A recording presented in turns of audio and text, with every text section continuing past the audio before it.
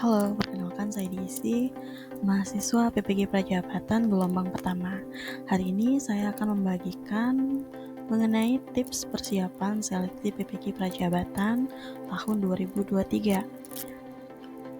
Dari seleksi mengikuti PPG Prajabatan tersendiri adalah yang pertama, tidak terdaftar di dalam Dapodik atau Simpatika.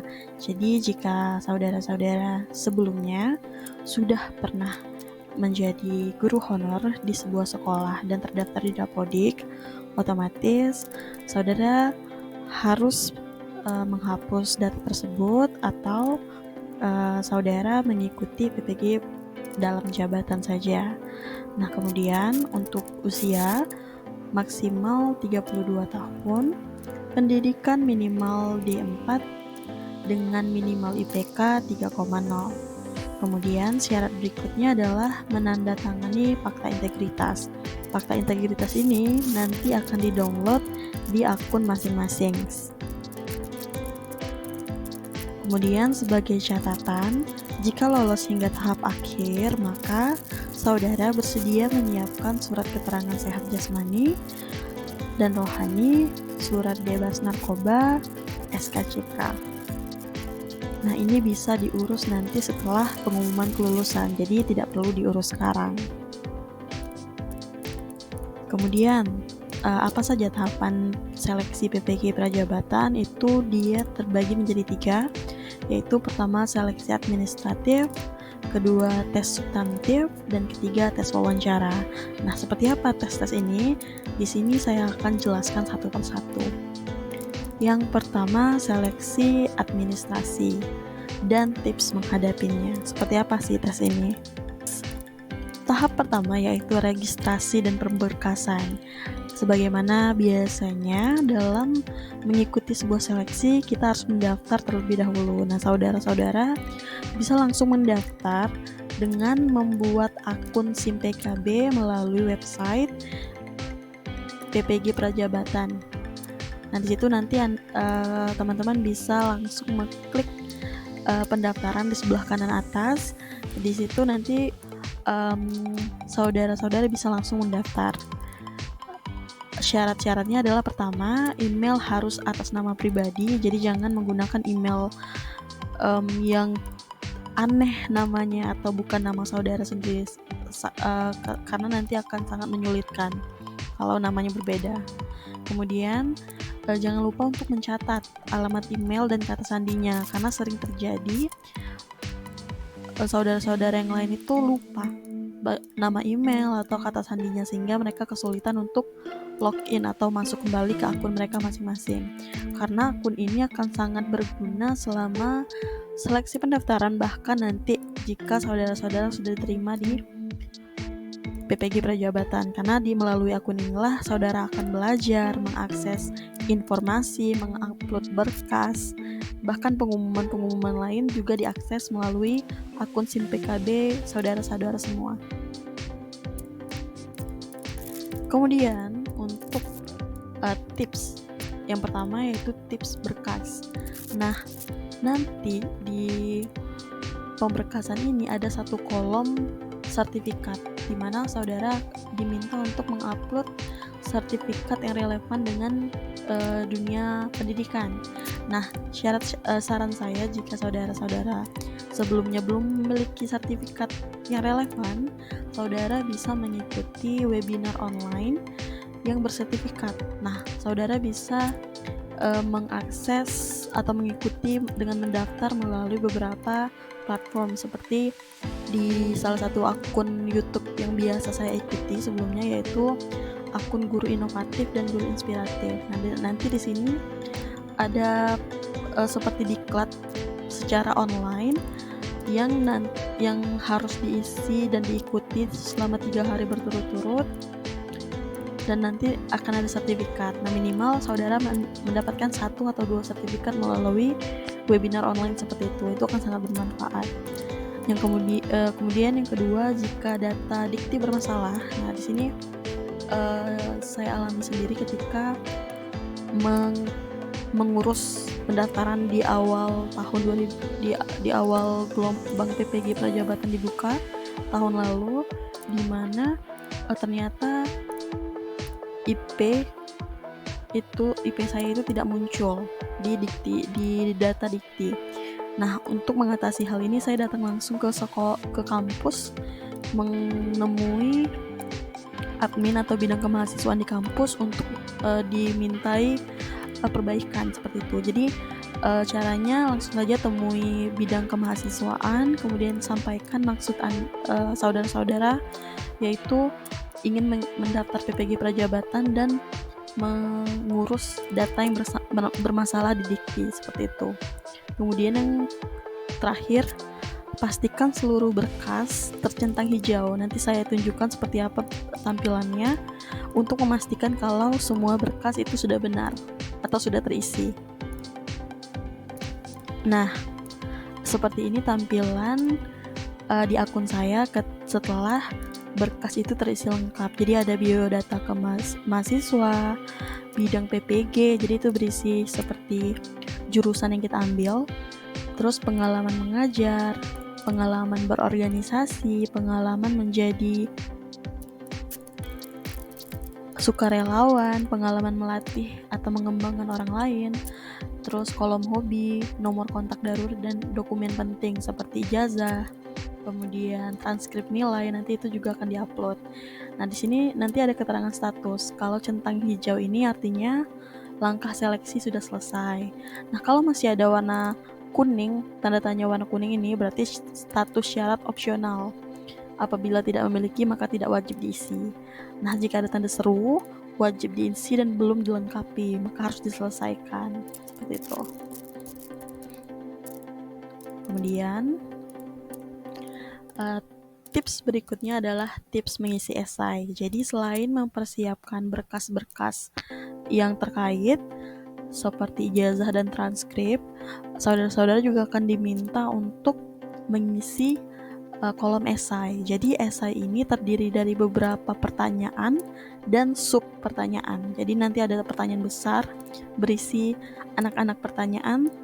Nah, saran saya sebaiknya saudara-saudara menulis terlebih dahulu jawaban-jawaban tersebut di Microsoft Word.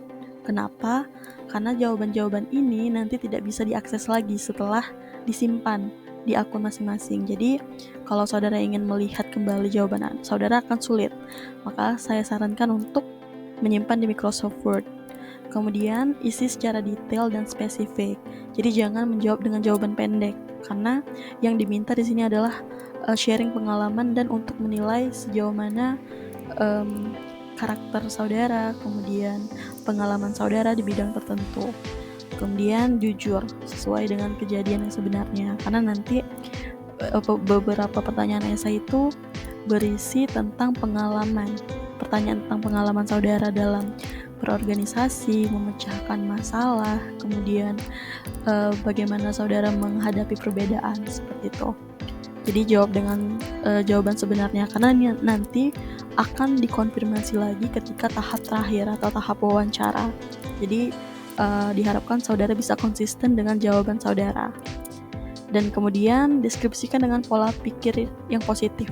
Jadi maksudnya di sini adalah setiap kita tentu memiliki kekurangan, tapi yang diharapkan di sini adalah bagaimana saudara-saudara memiliki citra positif, memandang kekurangan tersebut bukan sebagai kelemahan, tapi sesuatu yang bisa diperbaiki. Nah, itu yang menjadi poin lebih. Jadi misalnya saudara memiliki kelemahan, mungkin saya kurang saya itu orangnya pelupa misalnya gitu. Nah, itu kan hal yang sebenarnya negatif ya. Nah, mungkin saudara bisa menimpali dengan karena saya pelupa, jadi saya selalu membuat catatan-catatan kecil tentang hal-hal yang perlu saya lakukan. Nah, itu kan berarti walaupun saya pelupa, saya berusaha untuk memperbaiki hal tersebut seperti itu. Kemudian yang paling penting membaca ulang sebelum menekan tombol simpan. Jadi kalau sudah diklik simpan itu tidak bisa diperbaiki lagi atau tidak bisa back lagi, diedit lagi, itu tidak bisa. Maka jawablah dengan sedetail, serapi, dan sebaik mungkin. Hindari kesalahan-kesalahan yang tidak diperlukan. Selanjutnya untuk tes tahap kedua, jadi setelah saudara menyelesaikan pemberkasan dan pendaftaran, itu nanti ada pengumuman untuk mengikuti tes substantif. Tes substantif ini merupakan tes tertulis ya, berupa ujian untuk menguji kemampuan 3 hal ini. Yang pertama, tes konten, yaitu tes untuk bidang studi atau mata pelajaran. Jadi, saudara hanya akan diuji sesuai dengan bidang studi atau mata pelajaran yang akan diajarkan nanti. Misalnya, saudara mendaftar di bidang studi bahasa Inggris, otomatis yang akan diujikan adalah soal-soal bahasa Inggris. Kemudian tes berikutnya adalah tes literasi, yaitu tes kemampuan memahami bacaan. Jadi nanti saudara akan disajikan berbagai macam bacaan, kemudian mencari jawaban, menganalisis bacaan tersebut untuk mendapatkan jawaban, seperti itu. Jadi dia bukan merupakan jawaban yang bisa ditemukan ditulis di bacaan tersebut, tapi tersirat, bukan tersurat, seperti itu. Kemudian ada tes numerasi, itu seperti tes matematis, di mana yang diuji adalah kemampuan kita untuk mengaplikasikan konsep matematika dalam permasalahan di kehidupan sehari-hari. Nah, tentang tes ini mungkin saya jelaskan sedikit untuk ketiga tes yang sudah saya sebutkan tadi. Jadi untuk tes konten itu akan jumlah soalnya sekitar 70 soal dalam waktu 90 menit.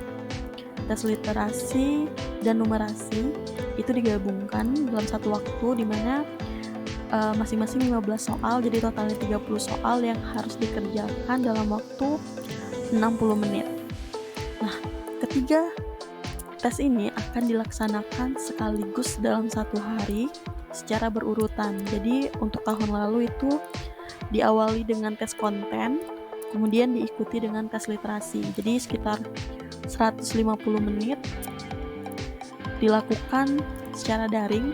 Jadi kita akan datang ke satu lokasi yang sudah ditentukan dan diumumkan di akun SIM PKB masing-masing dan menggunakan komputer pengerjaannya. Kemudian langsung secara berurutan ketiganya nanti. Kemudian itu TUK tempat ujian dilaksanakan itu nanti akan diumumkan di akun masing-masing. Jadi nanti setelah pengumuman muncul, kalian bisa mengunduh kartu tes substantif berisi data, lokasi, slot atau waktu, dan ujiannya nanti akan dilaksanakan di mana, seperti itu. Dan perlu menjadi catatan bahwa untuk tes substantif itu tipe soal HOTS atau High Order Thinking Skill. Artinya tipe-tipe soal yang membutuhkan kemampuan analitis dan critical thinking yang mumpuni. Jadi bukan sekedar pertanyaan-pertanyaan sederhana yang jawabannya tersurat di dalam soal, seperti itu. Jadi benar-benar harus dilatih jauh-jauh hari. Kemudian perlu menjadi catatan khusus, yaitu untuk penyandang tunanetra itu ada ketentuan khusus kebijakan, di mana untuk tes konten itu 50 soal yang harus dikerjakan dalam 75 menit. Tes literasi dan numerasi masih 30 soal, cuma dengan tambahan waktu, jadi sekitar 70 menit untuk tes literasi dan numerasi. Itu ya catatan khususnya. Kemudian untuk tips mengerjakan tes substantif.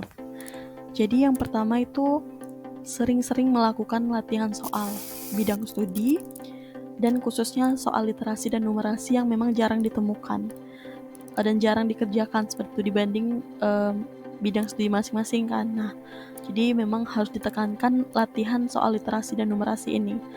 Untuk latihannya sendiri, kalian bisa mencoba di soal-soal yang bisa kalian cari di internet dan di YouTube. Itu sudah banyak biasanya pembahasan soal-soal seperti ini. Kemudian tips kedua, cetak kartu tes substantif dan cari tahu waktu dan lokasi TUK minimal H-1. TUK tuh tempat ujiannya tadi ya. Jadi biasanya itu ada dilaksanakan di kampus masing-masing di ruangan tertentu. Jadi ini harus kalian cek dengan detail. Kalau bisa kalian datangi dulu H-1-nya ke tempatnya untuk memastikan bahwa itu tempat dilaksanakannya ujian, karena kalau kalian terlambat itu akan sangat mempengaruhi karena ujiannya ini dilaksanakan serentak. Kemudian datang 60 menit lebih awal karena nanti ada pengecekan data terlebih dahulu seperti briefing di awal, penjelasan. Jadi diharapkan peserta untuk hadir 60 menit lebih awal untuk mengikuti rangkaian proses sebelum ujian ini. Kemudian soal literasi dan numerasi ini tidak hanya satu jenis, maksudnya bukan pilihan ganda saja, tapi ada bentuk formatnya, itu ada pilihan ganda kompleks contohnya misalnya. Jadi dalam satu soal jawabannya itu bisa lebih dari satu, bisa 2 atau 3. Jadi bukan sekedar pilihan ganda yang jawabannya A atau B atau C seperti itu. Jadi ini harus diperhatikan. Jadi kalian harus membaca dengan seksama tentang petunjuk. Biasa disebutkan di dalam soal jawaban lebih dari satu. Nah itu harus kalian perhatikan. Berarti itu termasuk pilihan ganda kompleks. Nah ini contoh dari kartu tes substantif milik saya sendiri tahun lalu. Jadi di sini ada biodata peserta, nama, akun, nick, kemudian juga ada data tesnya seperti lokasi, nama tempatnya, kemudian waktu, dan harus kalian download terlebih dahulu dan dibawa di hari pelaksanaan tes dan ditandatangani karena itu akan ditunjukkan kepada panitia ujiannya, seperti itu. Nah ini yang saya maksud tadi, contoh pilihan ganda kompleks. Jadi ada pernyataan yang harus kalian checklist. Pernyataan api rasanya panas, benar. Api berwarna merah juga benar kan, berarti jawabannya lebih dari satu.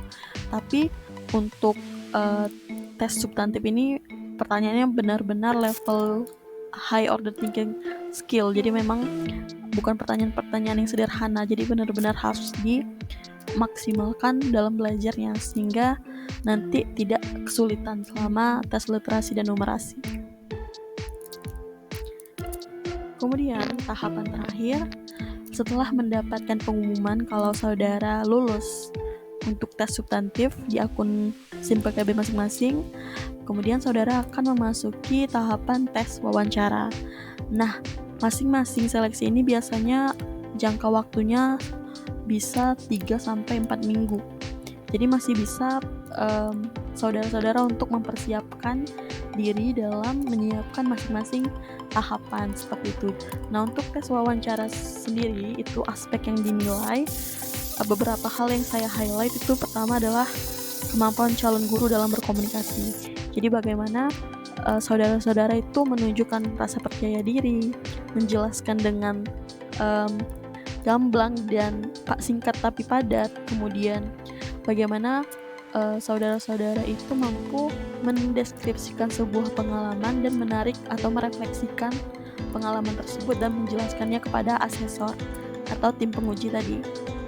Itu yang dimaksud dengan kemampuan calon guru dalam berkomunikasi. Kemudian kemampuan menanggapi situasi dan masalah yang relevan.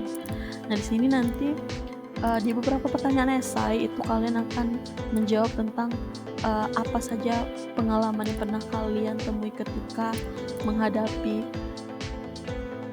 rekan kerja yang berbeda budaya atau berbeda agama. Di situ kan ada sebuah permasalahan. Nah di situ kalian diminta untuk menjelaskan tentang pengalaman tersebut dan cara kalian mengatasinya. Nah di sini salah satu alasan saya tadi menyarankan untuk saudara-saudara menyimpan file jawaban esai saudara sehingga saudara bisa membaca ulang jawaban saudara tentang pengalaman saudara di esai sebelumnya. Kemudian komitmen mereka dalam menjadi pendidik. Nah ini juga mungkin biasanya kalian akan ditanyakan tentang pengalaman atau motivasi, kemudian alasan mengapa mendaftar di PPG atau refleksi tentang kenapa kalian ingin menjadi guru, seperti apa kalian, kemudian mimpi atau cita-cita. Itu sih yang sering, bagaimana kalian berkomitmen untuk profesi ini.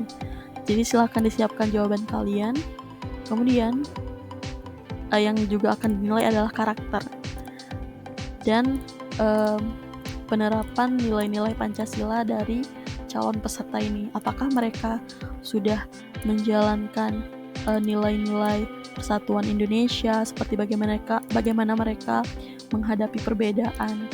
Kemudian apakah mereka sudah menerapkan nilai-nilai musyawarah seperti itu. Apakah mereka mampu berorganisasi, bersosialisasi dengan baik dengan orang lain yang berbeda pendapat seperti itu. Nah, itu yang akan dinilai oleh asesor atau tim penguji. Kemudian untuk tips dalam melakukan wawancara sendiri, yang pertama, wawancara ini akan dilaksanakan secara online atau daring. Otomatis kalian membutuhkan device yang memadai seperti handphone atau laptop. Nah, saran saya kalian sediakan keduanya sebagai cadangan. Gunakanlah laptop yang mampu kompatibel gitu, yang tidak terganggu untuk dipakai untuk kegiatan Gmeet atau Google Meet. Karena nanti akan dilaksanakan hampir 1,5 jam, bisa 60-90 menit secara virtual melalui Google Meet. Nanti akan ada 2 asesor. Jadi ada sesi pertama dengan asesor 1, kemudian dilanjutkan dengan asesor kedua. Kemudian pastikan menggunakan internet yang stabil. Misalnya kalian menggunakan WiFi di rumah, silakan cadangkan satu kuota atau internet dari handphone untuk jaga-jaga jika nanti ada gangguan seperti itu. Kemudian juga siapkan KTP atau tanda identitas, karena nanti akan diminta untuk menunjukkan kartu identitas terlebih dahulu. Kemudian untuk pertanyaan itu seperti yang sudah saya jelaskan tadi, silakan baca kembali esai yang telah disubmit dan elaborasi lagi untuk dijelaskan lebih panjang lebar seperti itu, karena itu akan jadi sesi konfirmasi untuk tahapan wawancara ini. Kemudian tunjukkan mindset yang positif dan pahami nilai Pancasila dan pengalaman terkait di hidup Anda. Itu sudah saya jelaskan sebelumnya. Jadi ini inti dari wawancara yang akan dilakukan. Kemudian untuk jadwal, itu jadwal akan muncul di akun SIM PKB masing-masing. Jadi nanti ada kolom wawancara, di situ akan muncul waktu, kemudian tombol untuk menuju Google Meet, kemudian nomor handphone pemantau. Ini merupakan tampilan kolom wawancara untuk melihat jadwal tes wawancara saudara-saudara. Jadi di sini akan muncul hari, tanggal, kemudian slot waktu. Jadi pukul berapa wawancara akan dilaksanakan. Di sini jika wawancara dilaksanakan pukul 10, otomatis saudara-saudara sudah harus standby sebelum pukul ini. Kemudian, jika nanti mengalami kendala, saudara bisa menghubungi nomor WhatsApp pemantau yang ditampilkan di akun saudara masing-masing, seperti yang saya tunjuk pada tanda panah.